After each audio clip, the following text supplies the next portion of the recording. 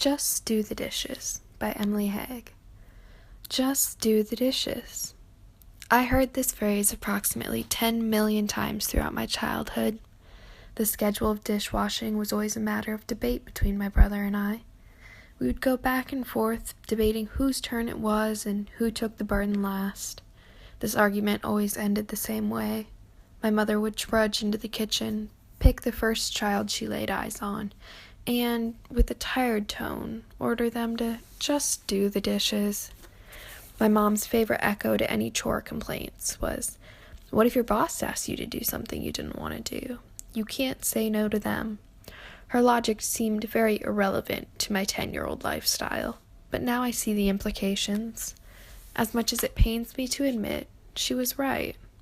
In a workplace setting, you cannot just wash tedious chores onto your coworkers, because you'll be fired. Luckily, my mother couldn't fire me, though I'm sure it tempted her at times. Instead, she chose to stay persistent and enforce each and every chore on that list. Call me dramatic, but I always viewed her actions as familial treason and possibly the most unfair act known to man. There were times when she would make me do chores she knew weren't mine. My immature mind thought she did this because she hated us, but looking back, I can see her true motives. She wanted to teach us about life. She wanted to give us the skills we would need to be successful. And much to my surprise, her discernment was correct. I learned about good work ethic. I learned that sometimes you have to do the menial tasks nobody wants to do. I learned that life isn't fair.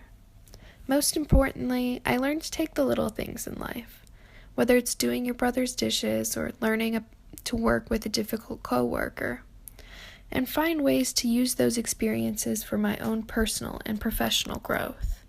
Even now, so many years later, every time I come across a similar situation in my day-to-day life, I still think of my mom and tell myself, "Emily, just do the dishes."